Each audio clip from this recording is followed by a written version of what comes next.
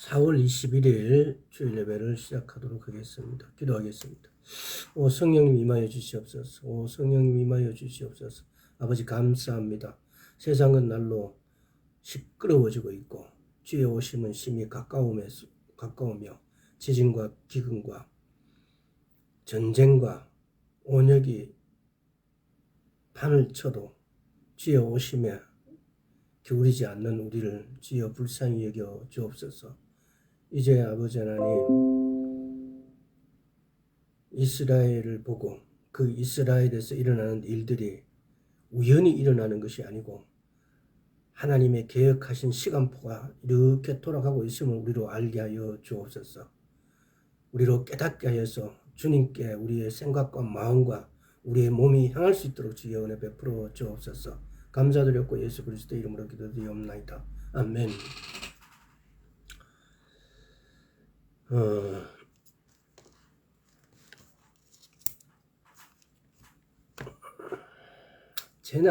재난이 시작됐다는 것이 기근과 지진과 전쟁과 온역이라고 그랬습니다. 그래서 또 그러면 환난과 대환난은 어떻게 나눌 것인가? 계시록 8장 13절인가 보면은 화가 있다 그럽니다. 근데 넷째 나팔까지가 끝나고 계시록 8장 한번 가보겠습니다.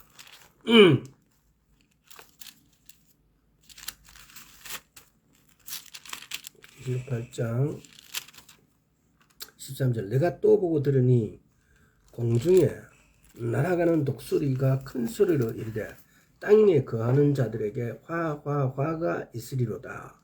이 외에도 새 천사의 불 나팔 소리를 인함이로다 하더라. 땅에 거하는 자들이라고 특별히 이렇게 언급한 것도 우리는 이걸 주의해 봐야 됩니다. 우리가 보면 보통 휴거가 환란 전이냐 환란 후냐 이걸 막 그래서 환란 전 휴거다, 환란 중이다, 환란 후 휴거다 이거 갖고 엄청난 쉽게 말하면은 이게 뭐 설전을 하는 거죠. 근데 이런 표현을 이렇게 유심히 보면은 땅에 거한 화다. 땅에 거하는 자들에게는 화로다 그래요. 땅에 거하는 자들에게 화가 있으리로다. 그럼 땅에 거하지 않는 무언가가 있었다는 거죠. 않는 사람들. 그래서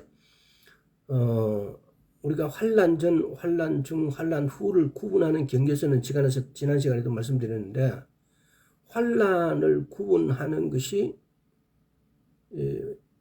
이 다섯째 나팔, 첫째 화, 여섯째 나팔, 둘째 화, 일곱째 나팔이 셋째 화인데 그래서 환란 전이라면은 다섯째 나팔 이전을 말한다라고 이거는 뭐 제 나름대로 갈라보았습니다. 그리고 난 다음에 그러면 환란과 대환란은 그럼 어떻게 나눌 것인가? 마지막 화는 7 대접비입니다. 그래서 제가 생각할 때는 이 마지막 화 7 대접이 대환란이라고 표현할 수 있지 않겠나 싶어요. 그래서 이걸 또는 우리가 임의적으로 또는 성경 말씀에 의해서 이렇게 성경 말씀에 의해서 나눈 것은 환란은 무조건 화라는 겁니다. 그래서 이렇게 임의적으로 이렇게 했다 하더라도 이걸 앞으로 진행되어 가는 과정이라든가 이런 걸 지켜보면서 우리는 그것이 이거다라고 확신할 수 있겠죠. 그래서 이 환란에 또 우리가 주의해야 될 부분 중 하나는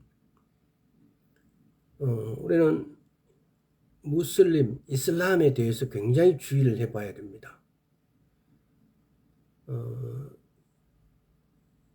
이슬람이라는 종교가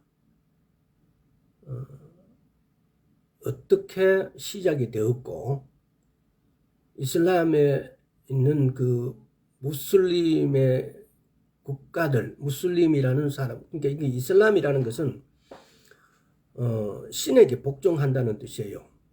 그리고 무슬림이라는 말은 신에게 복종하는 사람들 이런 의미죠. 그러니까 이게 뭐 무슬림들과 이슬람교를 믿는 사람들 보고 무슬림이라 그러는데, 그러니까 원래 이슬람이란 뜻은 신에게 복종한다는 이런 뜻이에요. 그래서 무슬림도 이슬람교를 믿는 사람을 보고 무슬림이라 그러지만은 그걸 내부적으로 또 그 안에 깊은 뜻은 뭐냐? 신에게 복종하는 사람이라는 말입니다. 그럼 어떤 신에게? 알라에게. 그리고 무슬림을 보면은 그 남자에게 보니까 여자에게는 무슬리마라고 불러요. 그래서 우리는 오늘 이 시간 이후에 다음에 무슬림에 대해서 한 번 더 자세하게 분석해서 이걸 한번 나누도록 하겠습니다. 적어도 한 서너 시간 정도는 나눠야 아주 기본적인 것을 나눌 수 있을 거예요. 아마 무슬림에 대해서 우리나라에서 지금 보면은 이만석 목사님이라고 있어요. 제 책에 몇 권을 그분이 책을 한 7, 8권을 이렇게 써놓은 것 같은데, 그 이만석 목사님이 그 아마 이란에서 한 8년 동안 사시다가 이렇게 추방 크리스천들을 추방하는 그런 계기에 의해서 우리나라로 들어오셔가지고 무슬림을 알리는 그런 복음 사역을 하시는 걸로 유명하신 분입니다. 근데 그분이 서적 중에 무슬림에 대해서 여러 각도로 이렇게 쓰셔서 무슬림에 대해서 그다음에 그분 서적 중심으로 도대체 무슬림은 언제 생겼으며 622년 AD 622년 뭐 이 무렵에 무슬림이 이렇게 생기고, 그 다음에 그들이 믿는 알라, 무슬림의 지금 사우디아라비아에 보면은 세계의 성지가 있어요. 그 사우디아라비아가 말하는 세계 성진 를 이렇게 또 우리는 파악해서 무슬림에 대해서 좀 정상적으로 한번 공부할 필요가 있어요. 왜 그러냐? 주님 오심하고 이렇게 직접적인 연관이 있어요. 무슬림하고는. 그래서 오늘은 멸망에 가증한 것이라는 그런 타이틀을 가지고 이렇게 한번 살펴보도록 하겠습니다. 스가랴서 14장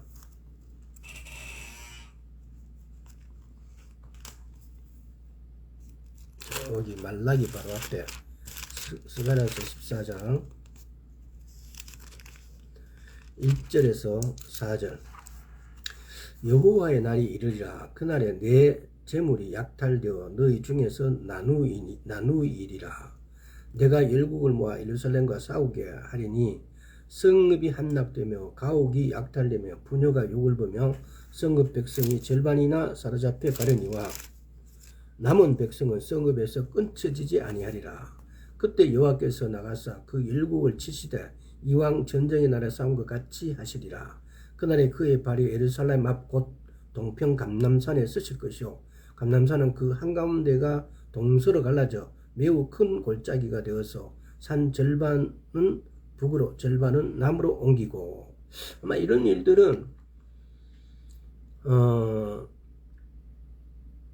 예수님 오시기 바로 직전에 이런 일이 생기지 않을까라고 싶어요. 그래서 또 계시록 19장을 한번 볼게요. 책 갈피 손으로 이렇게 갈피하시고 계시록 19장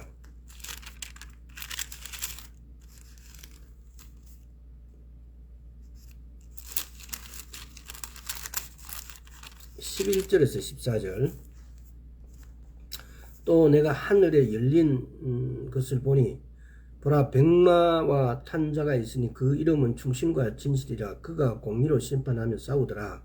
근인이 불꽃 같고 그 머리에 많은 면류관이 있고 또 이름 쓴 것이 하나가 있으니 자기밖에 아는 자가 없고 또 그가 피 뿌린 옷을 입었는데 그 이름은 하나님의 말씀이라 칭하더라. 하늘에 있는 군대들이 희고 깨끗한 세마포를 입고 병마를 타고 그를 따르더라.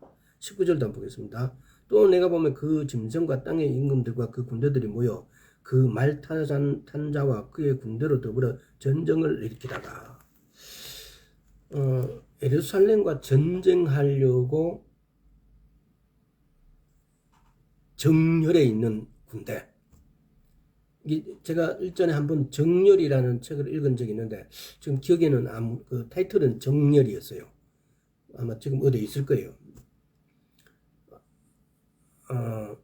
지금도 이스라엘의 이 군대들이 정렬해 있어요. 이스라엘을 둘러싼 그 모든 나라들이 무슬림 국가예요. 이슬람들이에요. 그 중에서 보면은 그 이슬람 국가 중에서 이집트, 에티오피아 이쪽에는 함 족속이죠. 근데 이란은 셈 족속이에요. 엘람이에요. 엘람. 그 아마 창세기 10장, 11장에 이래 보면 엘람의 후손들이에요.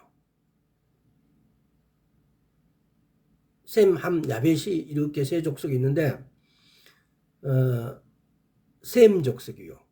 이제 그리고 이제 그 사우디라든가 요르단이라든가 예멘, 오만, 기타 이쪽에 있는 이 사람들은 무슬림, 쉽게 말하면 무슬림 국가들이죠. 그래서 창세기 10장과 11장을 이렇게 둘러보시고 그러고 난 다음에 그들이 오늘 주제에 이렇게 포커스를 맞추면은 마치 군대가 되어서 이슬람을 에워싸고 있는, 그야말로 정렬하고 있는 거죠. 그래서 예루살렘은 사실은 이렇게 세계 군대에 늘 이렇게 이게 세계라는 것이 이슬람 입장에서 성경에 말하는 세계는 이스라엘을 중심으로 한 그 반경들이에요. 북쪽에 예를 들어서 터키 뭐 또 시리아, 요르단, 시리아는 옛날에 아수르예요. 아수르. 이라크가 아수르예요. 아수르. 이라크가 아수르고 그 이라크 옆에 이란은 엘람, 뭐 페르시아, 나중에 이렇게 된 국가들이죠.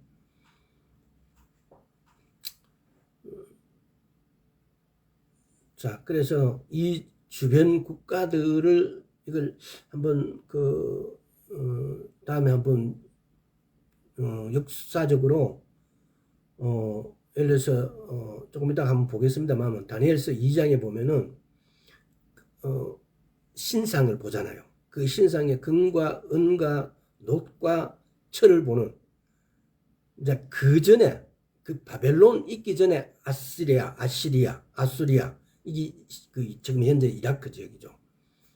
하여튼 이런 많은 국가들이 그러니까 이스라엘 관점에서 보면 그 중동이 사실은 세계의 중심이고 세계관이죠. 그 세계관이죠. 그래서 그 세계를 봤을 때 세계의 군대예요. 세계의 군대라고 이렇게 표현할 수 있는 거죠.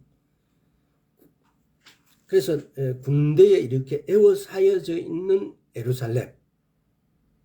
누가복음 21장을 한번 살펴보겠습니다. 누가복음 21장.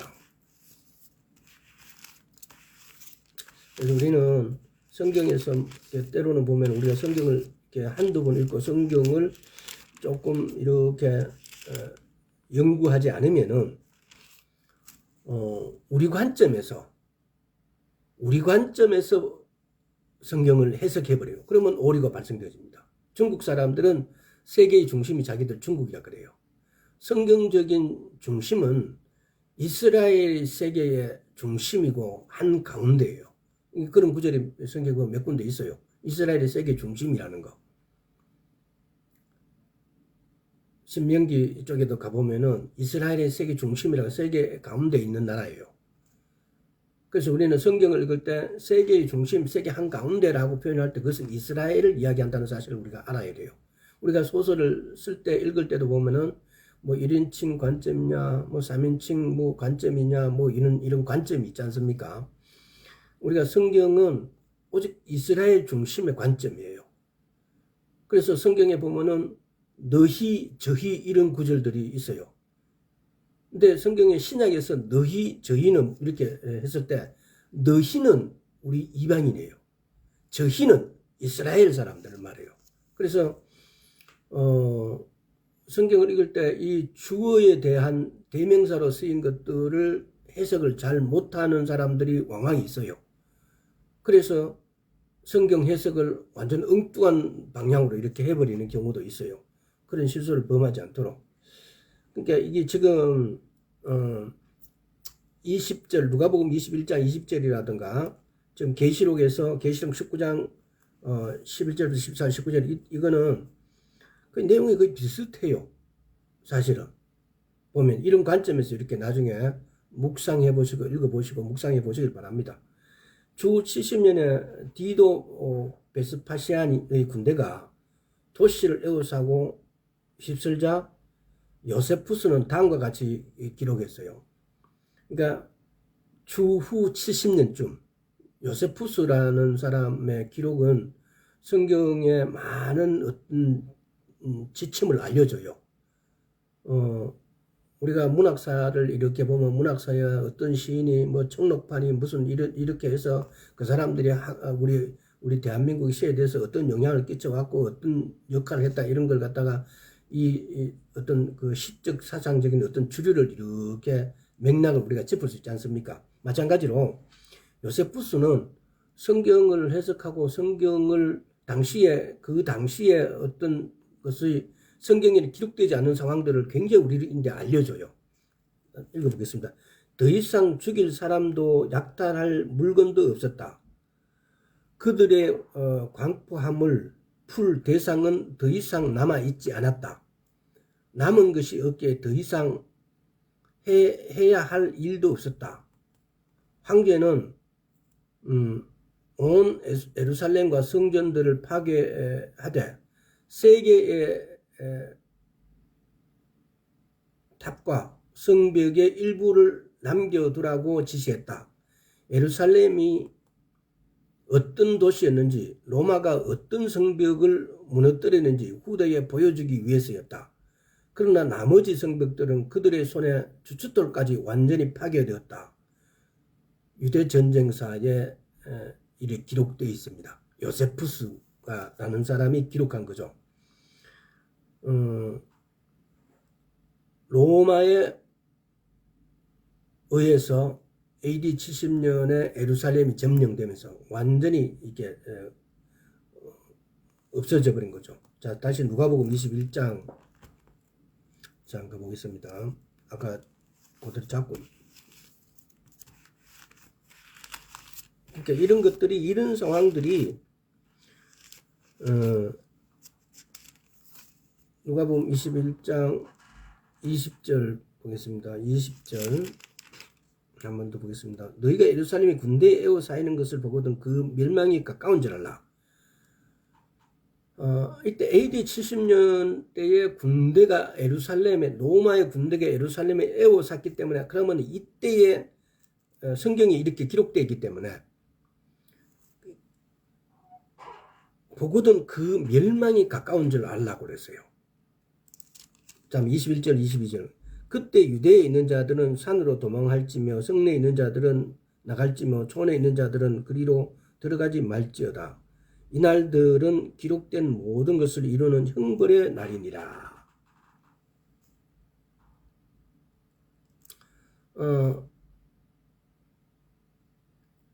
그런데 이때 예루살렘이 둘러싸여 있지만, 예루살렘이 군대들에 의해서 에워싸여 있지만은, 왜 예루살렘이 군대에 에워싸여 있으면은 그때 내가 온다라고 말씀하셨기 때문에. 근데 주 70년 예루살렘을 둘러쌌지만 예수님은 오시지 않았어요. 또 이스라엘 모두가 구원받지도 않았어요. 아직도 이스라엘 사람들의 대부분이 예수 그리스도가 그들의 메시아를 믿는 사람은 아주 일부예요. 이 말로 다시 말하면 성경은 그 로마서에 보면은 감람나무에 젖붙임을 받지 않았다는 거죠. 우리 돌감나무인 우리 이방인들은 예수 그리스도를 믿음으로 감람나무의 원뿌리에 원가지에 접붙임을 받았어요. 근데 그들이 끊어졌어요.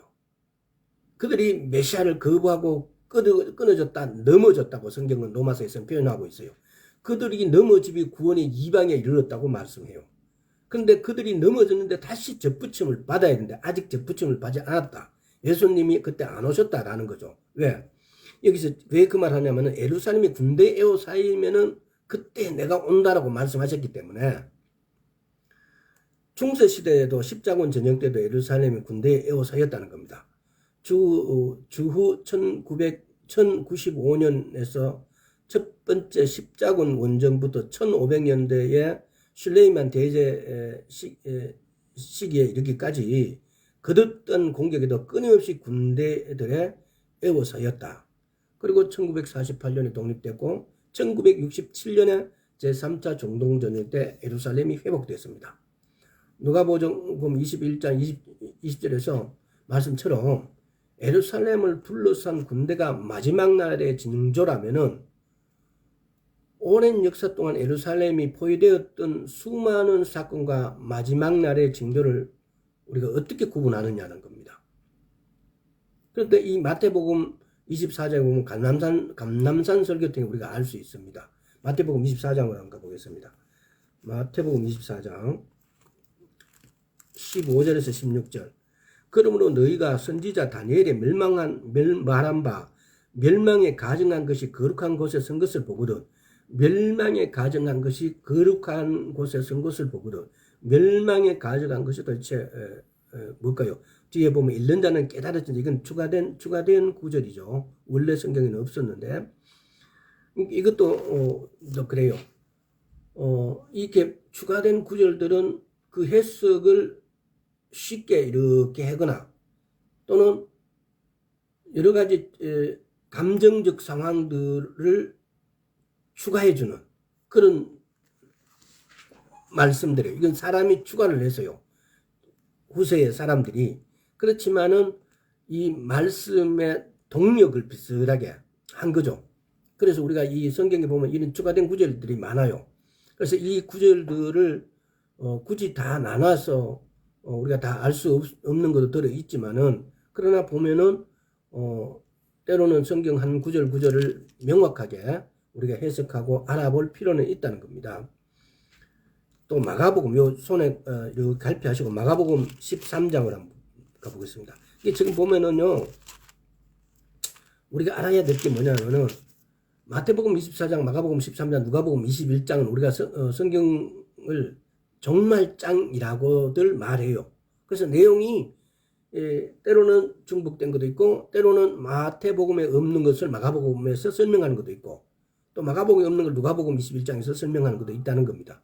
그래서 우리는 이런 것들을 서로 비교하면서 성경을 이렇게 알아가 볼 수 있습니다. 이 종말에 관한 여러 가지의 성경 말씀 중에서 계시록, 다니엘서, 또 뭐 스가랴서 등등도 다 이런 또 이사야서, 에스겔서, 에레미야서 등등도 보면은 전부 말하고 있습니다. 특별히 여러분들이 우리가 보면은 이사야서 17, 8, 9, 21장까지 이렇게 보면은 이 중동에 대한 내용이 있습니다. 중동에 있는 나라가 예를 들어서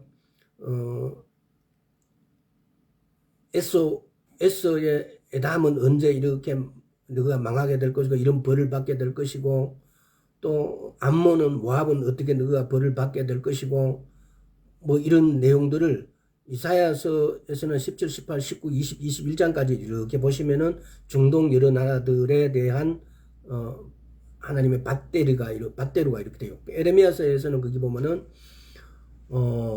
에레미야서 거의 49장, 50장, 51장 이쪽에 이렇게 기록되어 있습니다.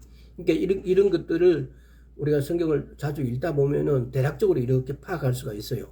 그래서 그런 구절들을 서로 비교하면서 그래서 이런 내용들을 우리가 알아가고 그리고 우리가 기도하면은 성령님께서 우리에게 가르쳐 주세요. 이런 그 구절이 이거는 여기는 이렇게 말씀 기록되어 있는데 저기는 저렇게 기록되어 있고 이 사이에 어떤 밝혀지지 않는 어떤 이런 상황이라든가, 또 때로는 보면은 성경이 말하지 않는 것을 굳이 알려고 하는 사람들이 있어요. 그런데 빠진 사람들이 있어요. 성경이 말하지 않는 걸 그걸 알려고 굳이 막 이렇게 빠진 사람이 있어요. 때로는 그런 것들도 보면은 사단의 계략일 수도 있어요. 그래서 그런 부분들도 자, 마가복음 13장 14절 한번 보겠습니다. 멸망에 가정한 것. 멸망에 가정한 것에 대해서 지금 말씀드리고 있는 겁니다. 멸망에 가정한 것이 뭘까? 멸망에 가정한 것이 쓰지 못할 것을 쓴 것을 보거든 읽는 자는 깨달을진지, 적어도 읽는 자는 깨달을진지는 추가로 된 겁니다. 그때의 유대에 있는 자들은 산으로 도망할지어다.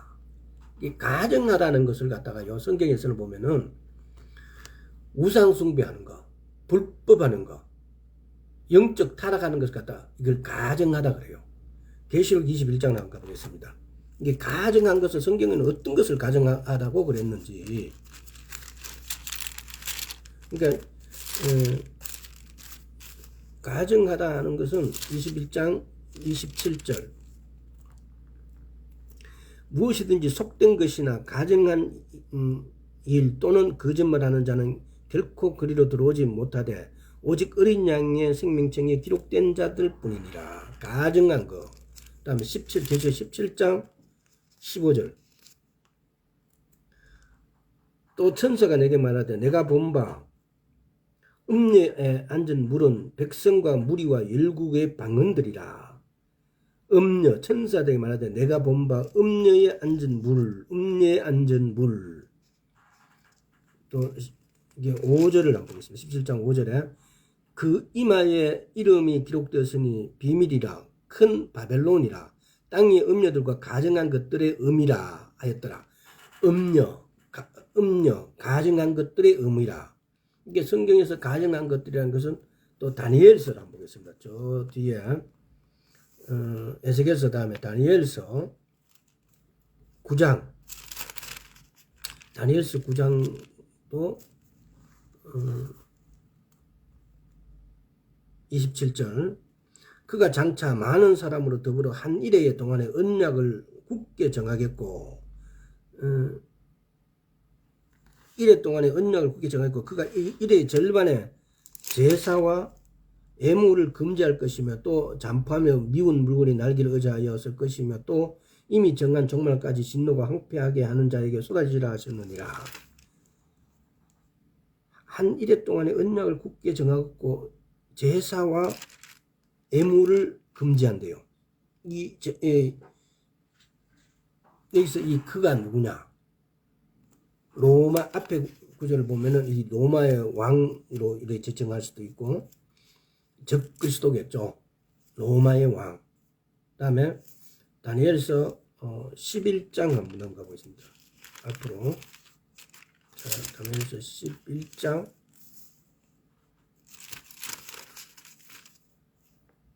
31절. 군대는 그의 편에 서서 성소 곧 견고한 곳을 더럽혀 매일 드리는 제사를 폐하며 멸망케 하는 미운 물건을 세울 것이라. 멸망케 하는 미운, 이런 것들이 성경에는 가정하다고 그래요. 12장 11절. 매일 드리는 제사를 폐하며 멸망케 한 미운 물건을 세울 때부터 1291일 지낼 것이요. 우리가 보면은 다니엘서 2장, 이 다니엘서는 보면은, 다니엘서 2장에 보면은 금신상을 이렇게 세워요. 근데 금신상은 머리는 금이고 가슴과 두 팔은 은이고 배에서부터 넓적다리까지는 동이고 그 다음에 종아리와 열 발가락은 철로 되어 있어요. 이게 지금 보면은 그 나라들이 금은 바벨론을 이야기하고 은은 페르시아를 말하고 그 다음에 동은 그리스를 이야기하고 로마는 지금 철은 로마를 이야기하죠. 근데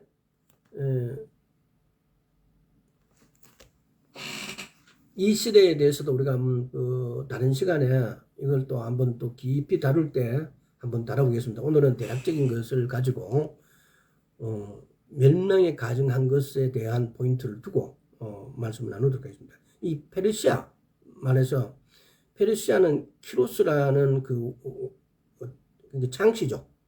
페르시아라는 걸 처음 창시하고, 그래서 페르시아를 정복한 것이 누굽니까? 마케도니아의 우리가 말하는 알렉산더 대왕. 이 알렉산더 대왕이 페르시아를 멸망시키죠. 근데 이 페르시아 알렉산더 대왕은 32살에 죽어요. 근데 이때 죽으면서 보면은 자기가 죽으니까 그 밑에 수장 4장군이 있어요. 그 4장군이 톨레미 장군도 있고 리시마쿠스, 셀류쿠스, 카산더, 이 4장군이 갑자기 그 자기 아들도 없고 자기 나라를 상속받을 그 후계자를 임명하지 않고 죽어버리니까 이 4장군이 4나라로 분리가 돼버려요. 한 나라씩 맡아가지고. 특별히 이제 이 애굽 쪽에를 톨레미라 그러고, 톨레미 장군이, 그리고 시리아 쪽을 갖다가 셀루쿠스 왕국을 세우죠. 그래서 이 보면은, 근데 이게 지금 중요한 게 뭐냐면은, 시리아는 이렇게 북쪽에 있고 애굽은 이렇게 남쪽에 남서쪽입니까? 이렇게 있으니까 이 두 나라가 싸우게 되면은 반드시 이스라엘을 거쳐야 돼요.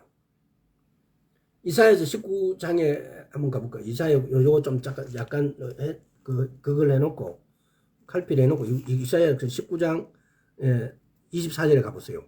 그날에 이스라엘이 애굽과 아수르와 더불어 셋이 세계 중에 복이 되려 그래요. 이게 지금 이게 그냥 보면 왜 하나님께서 애굽과 아수르를 이렇게 저주하고, 쉽게 말하면은 밧데리를 맨날 주시면서 왜 이렇게 하실까? 이 애굽과 아수르와 더불어 셋이 세계 중에 이게 누구예요? 이 사람들이 아브라함의 자손들이에요. 그 창세기 10장 11장에 가보면은 이 애굽과 아수르와 더불어 셈과 함, 야벳, 이 사람들이 자손들이잖아요. 이 사람들이 아브라함의 자손들이에요. 이 사람들이 아브라함의 자손, 나중에 줄기를 한번 찾아보세요. 이걸 그래서 저도 처음에 이 구절을 읽을 때에 왜 이 애굽과 아수르 맨 이스라엘을 괴롭히는데, 애굽은 이게 남서쪽에 있고 아수르는 북동쪽에 있고 해서 얘네 둘이 맨날 싸우면서 맨날 이스라엘을 거쳐야 되니까, 그래서 맨날 이스라엘을 쳐부숴요.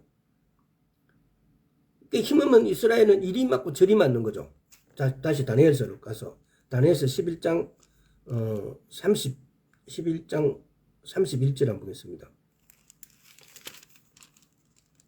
군대는 그의 편에 서서 성소 곧 경관 곳을 더럽히며 매일 드린 제사를 피하며 멸망케 하는 미운 물건을 세울 것이며. 이 군대가 누구예요? 이 군대 안티오쿠스 에피파네스라고, 이 안티오쿠스도 에피파네스, 그러니까 이게 안티오쿠스 4세죠. 이렇게 나중에 이 보면 셀루쿠스 왕조가, 안티오쿠스가 왕이 여러 명이 있어요. 그 중에서 안티오쿠스 에피파네스라고, 이 안티오쿠스 4세를 말해요. 이 안티오쿠스 에피파네스라는 거예요. 에피파네스가 뭐냐면 빛나는 사람. 이게 뭐 좀 쉽게 말하면은 빛나는 사람, 위대한 사람, 이런 뜻이에요. 에피파네스라는 말이. 우리 로마 황제도 뭐 로마도 보면은 앞에다가 막 붙이잖아요. 폰티펙스 막시무스는 최고의 폰티펙스, 이런 말로 막 뭐 최고의 제사장 뭐 이런 개념으로 막 붙이잖아요. 신관이라 이런 의미로. 이게 지금 이때도 에피파네스는 빛난다 이러면 누구예요, 우리가? 루시퍼. 그러니까 이 에피파네스라 그러는데 하도 악하니까 그 밑에 종들은 뭐라 그래요? 에피마네스라 불러요. 이 안티오쿠스 에피파네스 4세를 보고, 에피파네스는 광인 미친놈이라는 뜻이에요.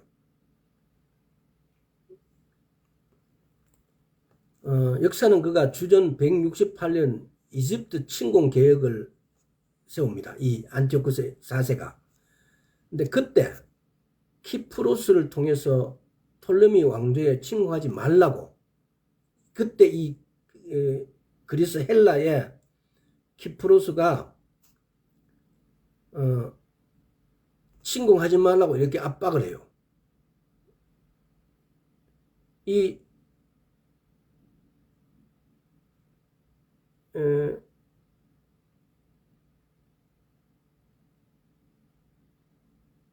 안티오쿠스 4세가 힘이 세고 주변을 다 정리했지만은 했지만은 이 그리스 헬라의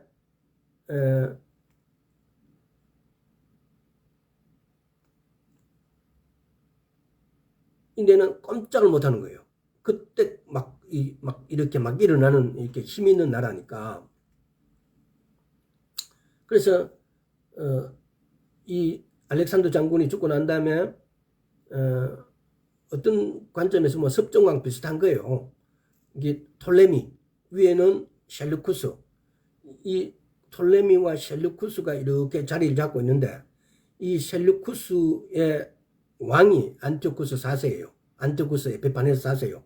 그래서 이 안티오쿠스가 애굽을 점령하려고 막 그러는 거예요. 애굽이 이집트잖아요. 그러니까 그리스 헬라의 키프로스를 통해 가지고 톨레미 왕조를 침공하지 말라고 이렇게 사자를 보내는 거예요.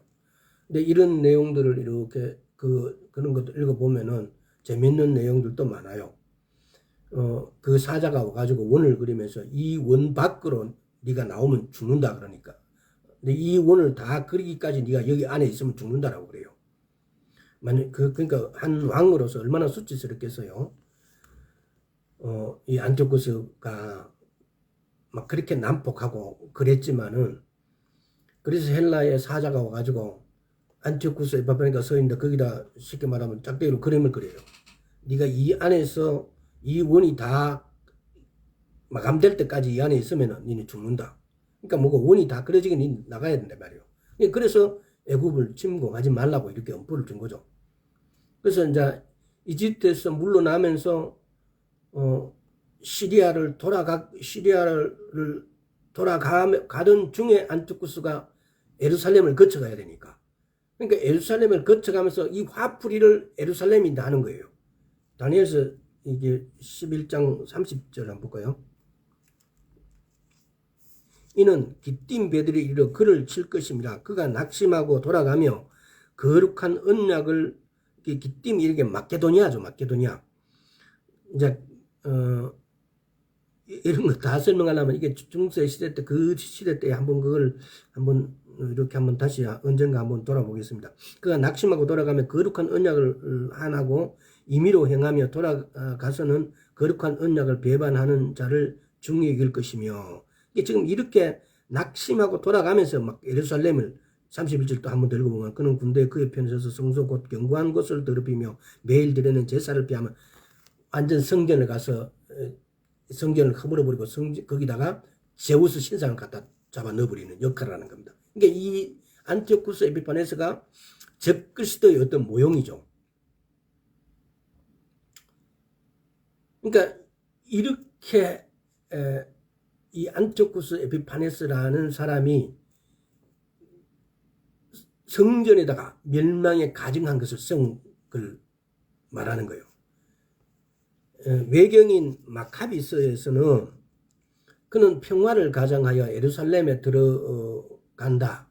그리고 안식일까지 기다렸다가 25만 명에 넘는 군대에게 유대인들을 모조리 죽이라고 명령한다. 마카비아서의 하에 이 내용이 기록되어 있어요. 또 그 후 안티오쿠스는 유대교 변절자들을 세워가지고 다스리게 합니다. 어떤 시대나 이 변절자들은 있어요. 그들이 하는 주로 쓰는 말이 뭡니까? 변절자들이 통합한다, 또 이런 내용 막 내세우잖아. 그는 레위기에 더러운 동물이라고 기록된 돼지를 제단에 올려 성전을 더럽히고 제사장에게 그 고기를 먹게 했다. 마카비상을 한번 읽어드리겠습니다. 임금은 온 왕국에 칙령을 내려, 이 임금은 누구겠어요? 안티오쿠스 에피파네스죠. 모두 한 백성이 되고 자기 민족만의 고유한 관습을 버리게 하였다. 이 민족들은 모두 임금의 말을 받아들였다. 이스라엘에서도 많은 이들이 임금의 종교를 좋아하여 우상들에게 희생제물을 바치고 안식일을 더럽혔다. 임금은 사신들을 보내어 예루살렘과 유다의 성읍들에 이러한 칙서를 내렸다.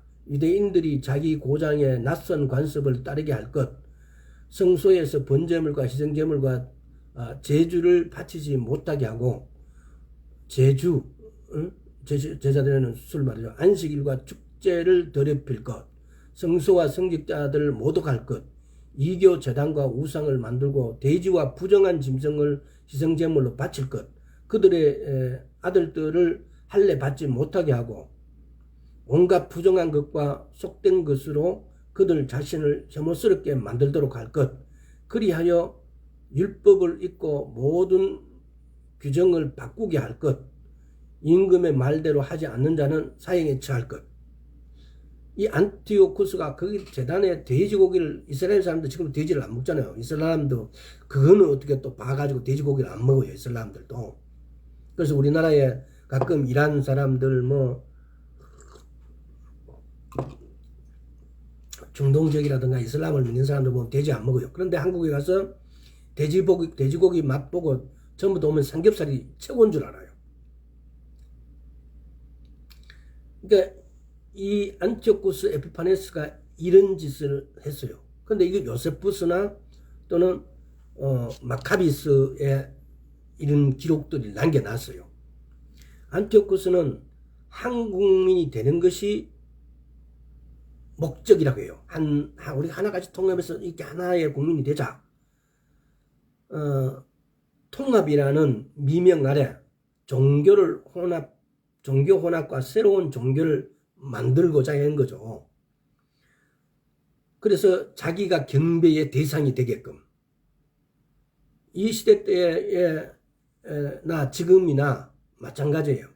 오늘날 정치하는 나라들의 이상한 보면은 군주나 왕이나 이런 사람도 지금 똑같이 해요. 보면 이게 어려울 때 막 통합하자 그러고, 우리도 지금 보면 통합하자 이러면서 막 이 국무총리 막 통합이라 자꾸 이런 말하고 막 내세우잖아요. 통합이라는 것은 우리가 예를 들어서 야당과 여당이 있으면은 야당이 잘못했거나 여당이 잘못한 것에 대해서는 반성을 하고 또 잘한 것을 위주로 이렇게 하나가 되는 걸 말하는 거죠. 기본적으로. 근데 잘못한 건 하나도 반성 안 하고 그냥 새롭게 통합하자 그러고 어떤 사람만 바꿔놓은 거예요. 바꿔서 이렇게 정치하자는 거죠. 이 통합이 아니죠. 자기의 더러운 과거를 이렇게 감추려는 거죠. 하여튼 140~50년 키스레우 145년 그러니까 AD 145년 키스레우 달 15날 안티오쿠스는 번제제단 위에 혐오스러운 것을 세웠다. 즉 제우스상과 제우스에게 바치는 제단이었고 거룩하다. 제단이었다라고 기록한다. 이로써 매일 성전에 여호와께 드렸던 제사는 끊어졌다. 다니엘서 11장 31절에 지금 조금 전에 우리가 읽었던 11장 31절 다시 한번 보겠습니다. 군대는 그의 편에 서서 성소 곧 견고한 곳을 더럽히며 매일 드리는 제사를 폐하며 멸망케 하는 미운 물건을 세울 것이며, 지금 이런 것들이 마카비서에서 마카비서나 요세푸스가 이렇게 기록해 놨다는 겁니다. 성경에는 기록되지 않는 것들. 예를 들어서 예수님께서 오시고 처음 오시고 난 다음에 두 번째 오시기까지 어마어마한 이 모든 내용들이 사실 이렇게 감춰져 있어요. 어떤 목사님은 이렇게 설명을 했어요.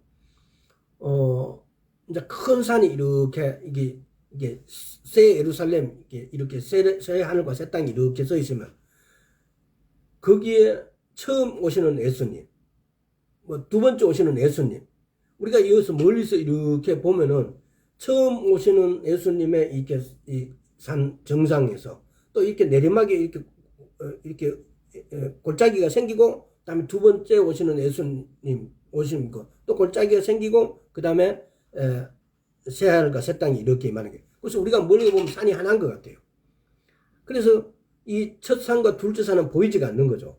그런데 더구나 그 밑에 성경에 기록되지 않는 것들, 기록되지 않는 내용은 우리가 알 수가 없는 거예요. 근데 이렇게 마카비서나 요세푸스서는 요 시대 때 예수님 AD 70년부터 시작해가지고 이 시대 때 이렇게 기록되어 있는 거예요. 또 그 이후에도 보면은 외경, 또 때로는 위경, 이제 외경과 위경도 우리가 구분할 필요가 있는데, 이것도 나중에 한번 제대로 구분하도록 하겠습니다. 외경은 성서적이지만은 성경 이외에, 성경이 하나님 이게 성경을 이렇게 66권으로 선택할 때 그 기준에서 벗어난 거죠. 그 선택되지 못한 거고, 위경은 가짜서예요.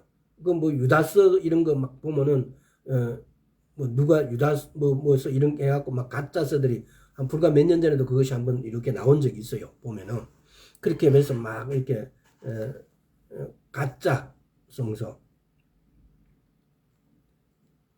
자, 다니엘서 12장을 한번 보겠습니다.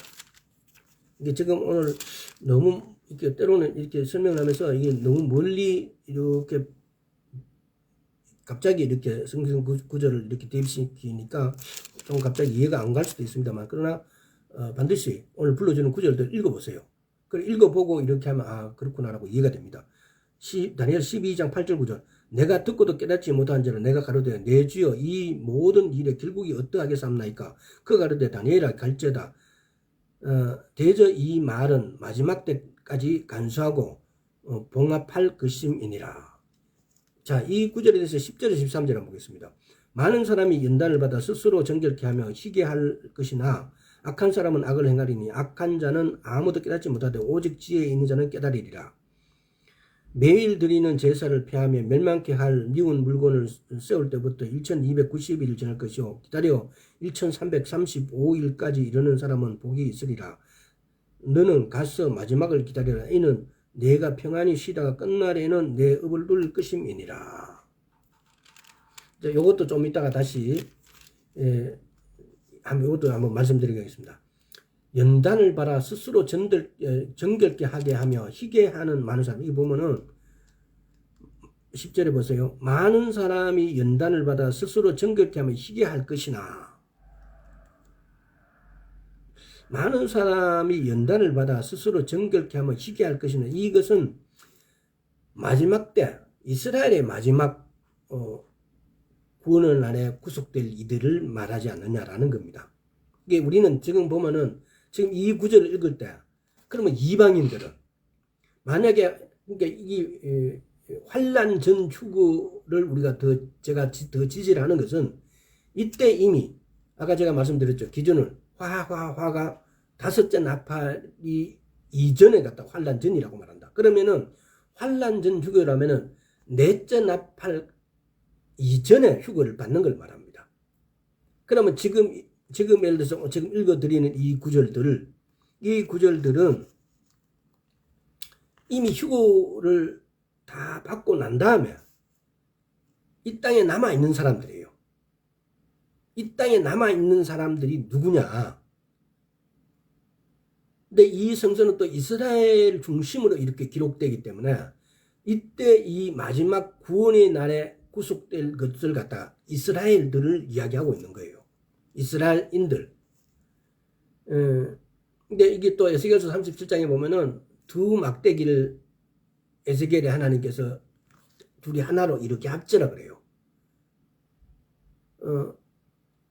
이스라엘 플러스 유다, 이스라엘 플러스 요셉. 그래서 이방인의 이렇게 구원을 갖다 복음을 전하는 것은 이스라엘 프린스 요셉이라고 말을 해줘요. 지금 성경을 쭉 읽으면서 왜 그들이 먼저 아시리아인데 추방을 당해요. 북이스라엘이. 그래서 이 아시리아에서 추방을 당한 북이스라엘이 이방으로 디아스포라 되면서 그들이 가는 곳마다 그들이 넘어짐으로 이방이 구원을 받게 돼요. 그래서 이런 부분들을 이게 성경에 보면은 말씀이 곳곳에 그대로 말씀대로 되어져요. 근데 우리는 이런 것들이 애언이라고 보지 않기 때문에 이런 것들도 애언이었구나. 그래서 이런 것들도 성취가 되었네라고 이렇게 생각을 잘 안 하는 것에서 약간의 우리가 말씀을 올바로 이해하지 못하는 어떤 이런 부분도 없잖아 있습니다. 그래서 이런 부분들도 애언이었다는 거, 또 이런 부분이 지금 성취가 되고 있고 되어질 것이라는 겁니다. 그래서 멸망에 가정한 것이 세워진 날로부터 1290일, 여기도 보면은 1290일이 지날 것이요. 근데 이게 보면은 성경에 한때, 두때, 반때 또는 3년 반, 1290일 또는 1335일, 1260일 뭐 이런 게 있는데 이스라엘에서는 한번 보겠습니다. 계시록 11장 3절 또 한번 보겠습니다. 요 다니엘서도 있고 계시록 11장에도 보면은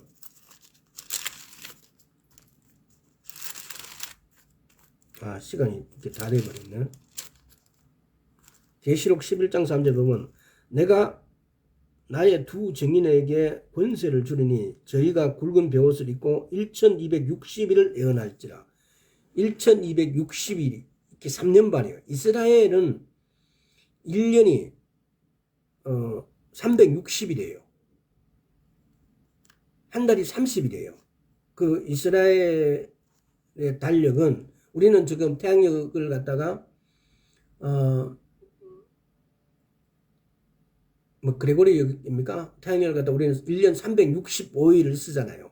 근데 이스라엘은 1년에 1260일이라면 이걸 3년 반을 말해요. 1260일 이게 3년 반. 계시록 11장 2절도 보겠습니다. 성전 방마당을 정리하지 말고 그냥 두라. 이것을 이방인에 주었은즉 저희가 거룩한 성을 42달 동안 짓밟으리라. 42달 3년 반이잖아요. 또 다니엘서 아까 조금 전에 읽었죠. 12장 7절에서도 보면 한때, 두때, 반때 42달 동안 짓밟을 것이다. 한때, 두때, 반때 이게 환란의 어떤 후반부를 말해요. 한때, 두때, 반때 또 보면 다니엘서 12장 11절에 보면 1290일 조금 전에 읽었죠. 근데 다니엘서 12장 12절을 자 앞으로 가서 다니엘서 12장 12절 한번 보겠습니다. 보면은 기다려서 1335일까지 이르는 그 사람은 복이 있으리라 그래요. 1335일은 11절에는 1260일에서 30일 보태줬고 여기는 또 30일 플러스 45일이 더 더해진 거예요.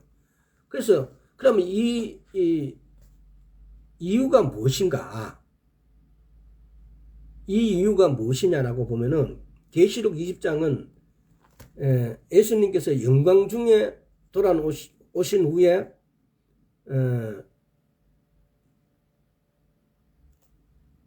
천년왕국이 세울 것이라고 그래요. 그래서 이 75일은 이스라엘이 다 깨지기까지 다니엘서 12장 10절에서 있을 전쟁부터 그러니까 새 예루살렘의 메시아 왕국이 세워지기까지의 시간을 가리키는 거. 그러니까 예를 들어서 요것도 다 마지막이라고 말씀드렸습니다.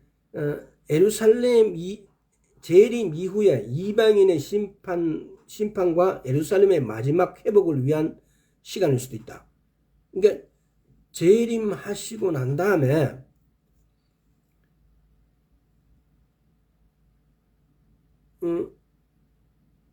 열방을 심판하고 또 예루살렘의 회복, 이스라엘을 회복시키는 그 사이에 쉽게 말하면 약간 조정의 어떤 기간이라 그럴까, 정리의 기간이라 그럴까, 그런 타이밍이라는 겁니다. 지금 명확하게 이 성경에 기록된 건 없습니다. 그래서 그렇게 본다는 겁니다. 즉, 적그리스도는 안티오쿠스 에피파네스처럼 분명 이스라엘과 좀 친한 척을 할 것이고, 또 모리아산에 다시 성전을 지을 수 있는 평화조약을 할 것이다. 자, 요런 부분, 요거 내용하고 약간 틀린 부분인데, 시간이 55분 되죠. 그럼 오늘은 요까지 하겠습니다. 그럼 뭐냐면요.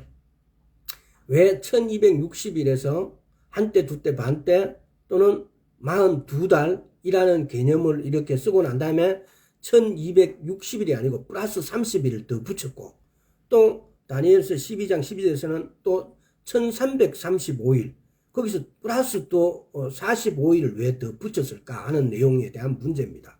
이 문제는 예수님이 재림하시고 열방을 심판하고 이렇게 하는 데에 어떤 그 중간 사이에 낀 그 시간들이 30일 플러스 45일이 이렇게 들어가 있다는 겁니다. 그래서 이 시간은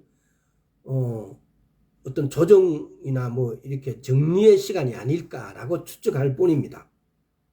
여기까지 하고 다음 시간에 시간이 조금 남았는데 이걸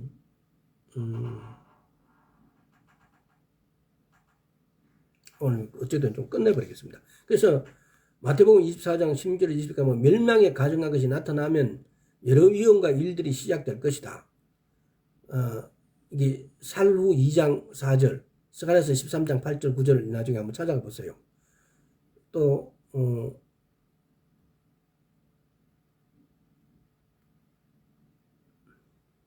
멸망에 가증한 것이 나타나야 되면은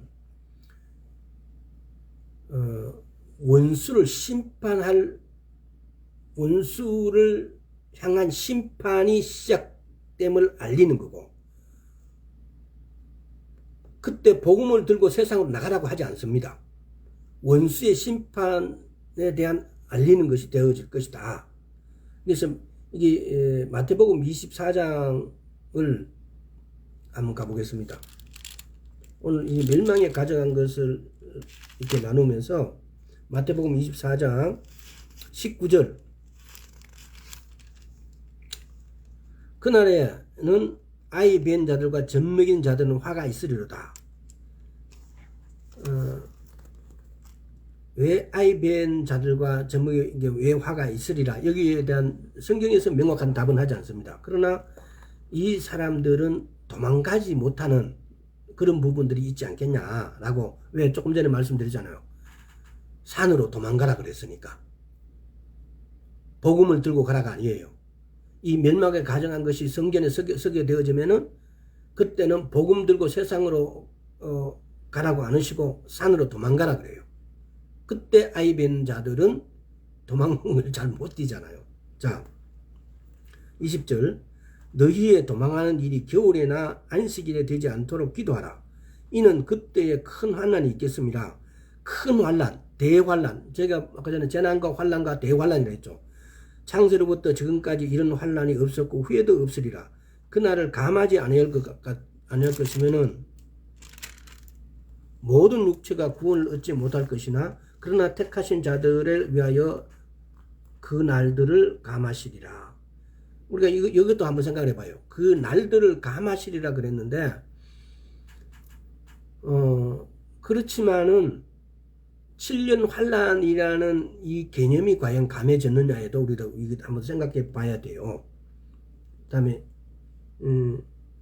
23절에서 25절, 그때 사람이 너희에게 말하되 보라 그리스도가 여기 있다 혹 저기 있다 하여도 믿지 말라. 거짓 그리스도들과 거짓 선지자들이 일어나 큰 표적과 기사를 보이어 할 수만 있으면 택하신 자들을 미혹하게 하리라. 보라 내가 너희에게 미리 말하였노라.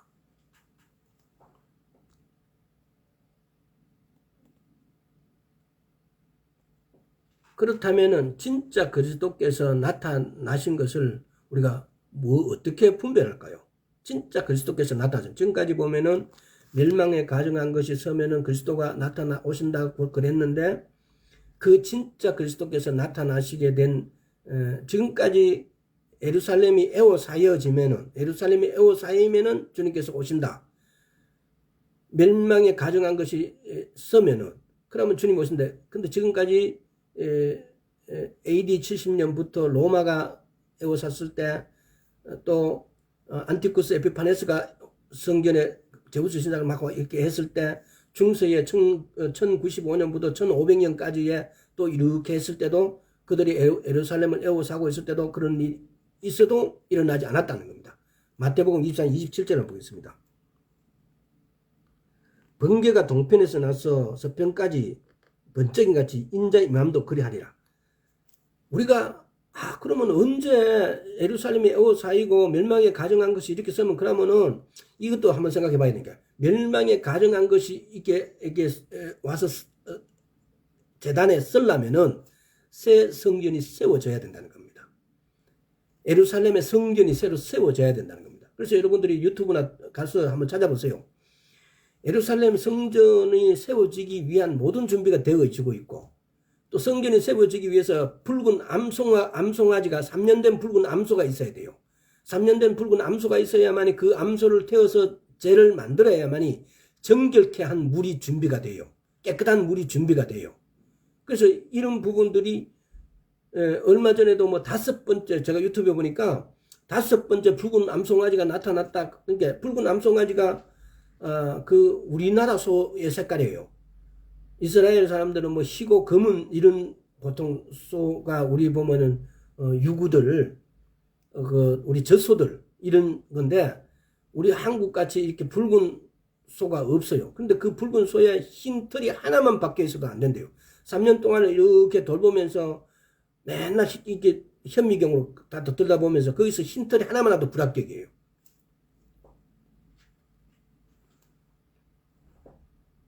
자, 계시록 1장 7절.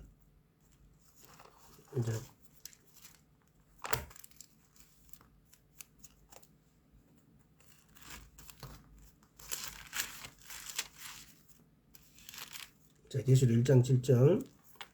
볼저다 구름 타고 오시리라. 각인의 눈이 그를 보겠고 그를 찌른 자들도 볼터요. 땅에 있는 모든 족속이 그를 향하여 애국하리니 그러하리라. 아멘. 그를 찌른다도 그를 본대요. 구름을 타고 오시는 우리가 눈으로 선하게 본대요. 그래서 이분이 오시는 것은 우리가 예루살렘에 에워싸여든 가정한 것이 이렇게 나타나든 간에 지금까지의 가정한 것이 이렇게 막 나타나고 이렇게 했는데도 왜 예수님이 오시지 않냐. 그래서 여기도 사이비들이 많아요. 가짜 적그리스도가 많아요. 그런데 말씀을 읽어보세요. 볼저다 구름 타고 오시리라. 각인의 눈이 그를 보겠고 각인의 눈이 그를 본대요. 선명하게. 그래서 예수님이 오시게 되면 우리가 선명하게 안다는 겁니다.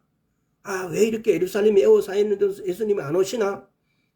뭐 기타 이런 저런 일이 있는데 왜 예수님이 안 오시나? 우리가 이렇게 의심할 필요가 없다는 겁니다.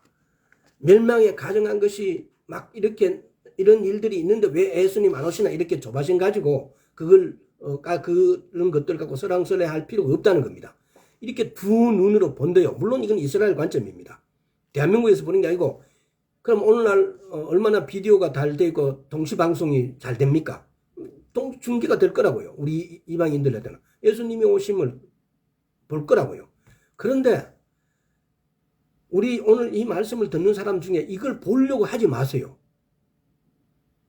이걸 보는 사람은 이 땅에 남아있는 사람들이에요. 우리는 이걸 보기 이전에 하나님 앞에 휴거 들림을 받아야 돼요.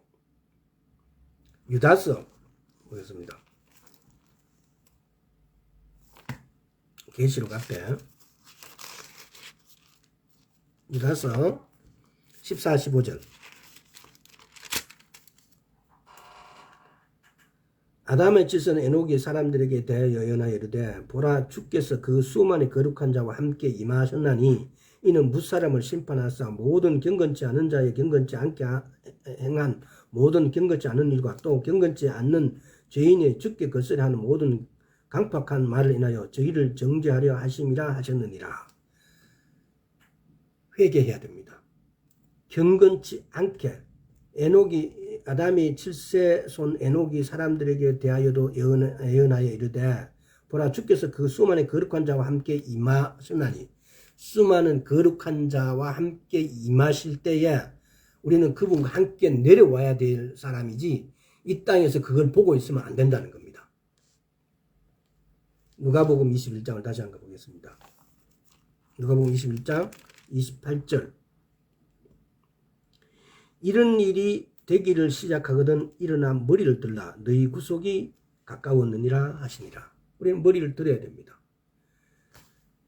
정말 이런 일들이 일어나기가 얼마 남지 않았습니다. 머리를 들어야 됩니다. 머리를 들고 정말 주 오심에 귀를 기울여야 됩니다. 눈을 떠야 됩니다. 깨어 있어야 됩니다. 이 말씀에 깨어 있어야 돼요. 왜? 지금 이스라엘을 보십시오.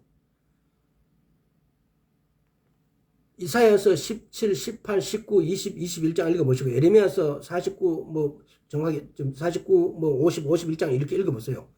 그 중동 지경에 어떤 일들이 지금 일어나고 있는가? 그리고 지금 일어나는 일들이 오늘 전쟁사들이 어떻게 바뀌어갈 것인가? 하나님이 그들을 어떻게 심판할 것인가? 이런 내용들을 담고 있습니다. 그래서 예수님 오심이 너무 가깝기 때문에 우리는 지금 이 말씀이에요. 이런 일이 되기를 시작하거든 일어나 머리를 들라 그래요. 머리를 들어야 됩니다. 너희 구속이 가까웠느니라 그래요. 아멘입니다. 오늘 여기까지 하겠습니다. 아버지 하나님 감사합니다. 우리 구속이 실로 가까워하는데 우리는 아둔하게도 현실에 빠져서 현실한 늪에 빠져서 허우적거리고 있습니다. 아버지 오늘부로 우리가 머리를 들어서 주 오심을 경계하고 눈을 뜨고 피부로 느끼고 귀를 열어서 주의 오심에 민감하게 주의 우리에게 은혜를 베풀어 주옵소서. 감사드렸고 우리 주 예수 그리스도 이름으로 기도드리옵나이다. 아멘. 여기까지 하겠습니다.